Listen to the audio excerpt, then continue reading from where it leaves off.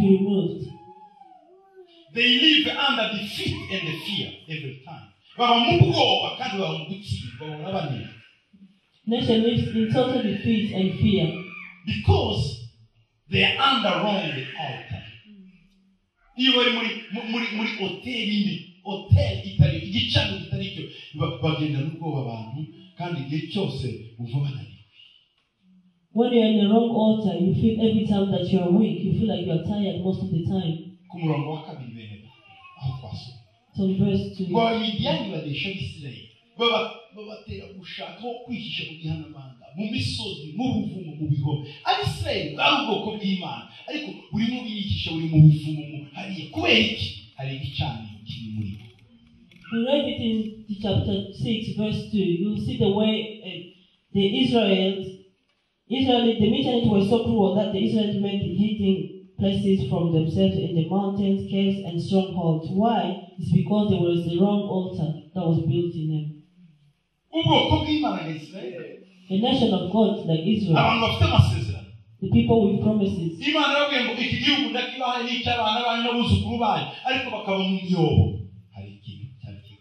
God told them, I'm giving you this land and all your children, your grandchildren will live in this place. But why they still live in mountain caves? It's because there's something wrong.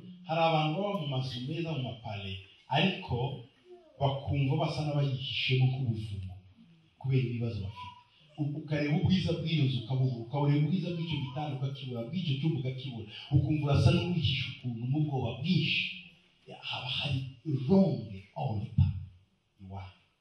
There are people living in palace mansions, but they still like they are living in caves and living in mountains. It's because they are hiding themselves, because there's a wrong altar that was built.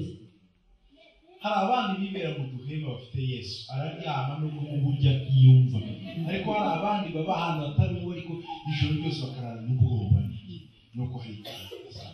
There are other people living in tents. They feel it's because they are in Jesus. They feel relaxed. They are happy in the place they are living with. But there are other people living in the wrong places. The third consequence.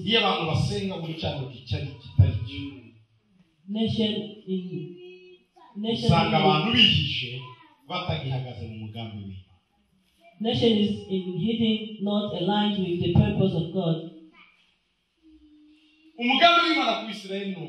What the purpose of God on the Israel is to build, is to plant, is to get married, and procure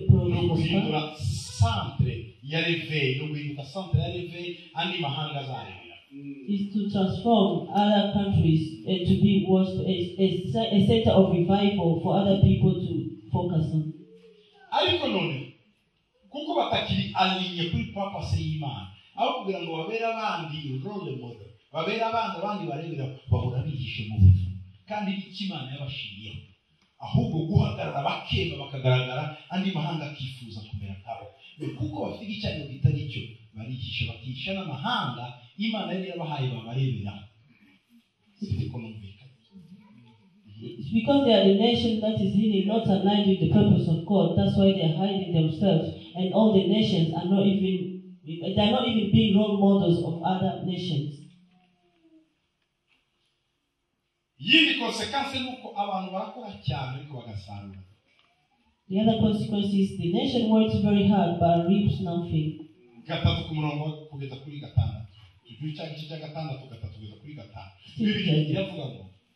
Kandi Abisirayeli barangizaga kubiba Abamidiyani bakazamuka n'Abamaleki n'Iburasirazuba bakabatera bakagandikayo bagasibanganya imyaka yabo ukageza i Gaza tiyo basigire na ruminja naho yaba intama cyangwa inka cyangwa indogobe mu Bisirayeli bazamukanaga n'amatungo yabo n'amahema yabo basa n'amarumbo y'inzige ubwabo n'ingamiya zabo ntibyagira umubare bazanwaga no kurimbura icyo gihugu.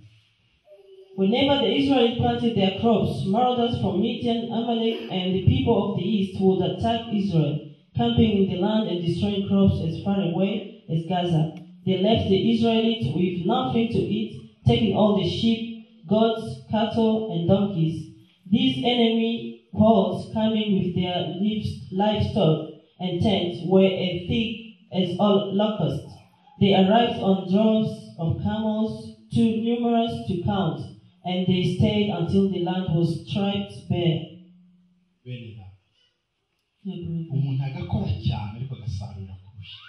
Imagine working hard but you reap nothing. These are consequences of all those wrong altars. In our mother tongue, they call it taking away, takers. Takers, all those people that eat everything you harvest, everything you reap.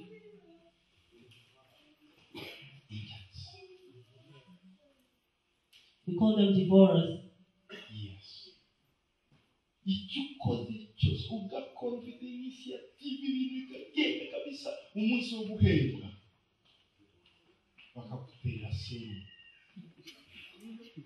uzo mutonyo seri wakoze ibintu wari wize kugiye kuvamo ariko ntumenye ibintu biki ubwo ni umuvumo iyo ni wrong altar ibiri cyangwa se muzi.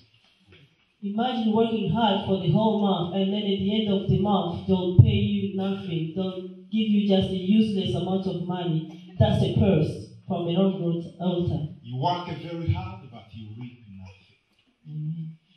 Abamidiyani barabareka abisirayeli bakava mu myobo bakayangwa amahoro yaraje bagahinga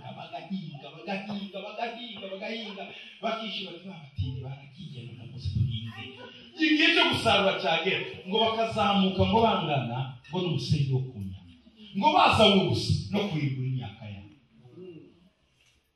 Abisirayeli babo bose bagahungira mu buvumo mu gitondo cyo gusarura kigeze bose bagasubira mu myobo ngo bakabakana ngo ntibasige ngo n'ubusa ngo naruminja ngo bakaza n'indogo n'ibindi ngo bagasibanga imyaka yabo bagategereza indi sezo yindi yo kuzahinga.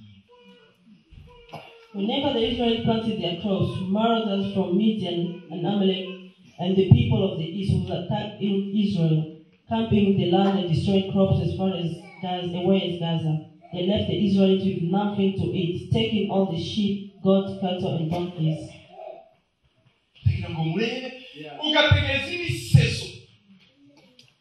Ukitwa n'inzara utabuze ukitwa n'inzara utabuze initiative ukitwa n'ibibazo utabuze ariko igihe cyose umaze gukora dayimoni zigakoresha imbaraga zose wica utegereje gusarura zose uwo munsi bikagenda ukongera gutegereza uyu mwaka icyo ni consequence kibi cyane kitari cyo.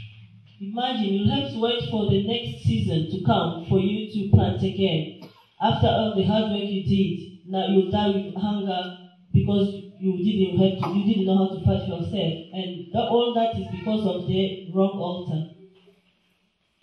Consequence ya gatanu. The fifth consequence is ishyanga yinjira mu bukene. The nation goes into severe poverty. Family ija mu bukene. The family went into poverty. Umuntu akija mu bukene. Someone will go into a severe poverty. Why is that? The altar.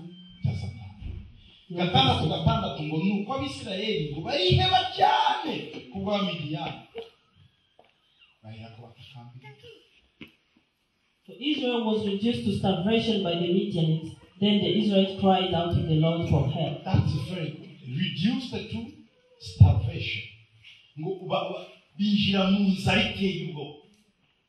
They were reduced to starvation.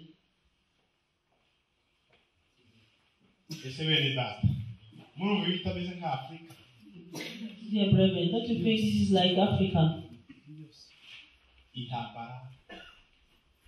Wars, poverty,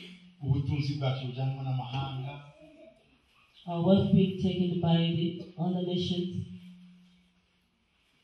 We plant, but the Midianites will take it. Let me remind you something.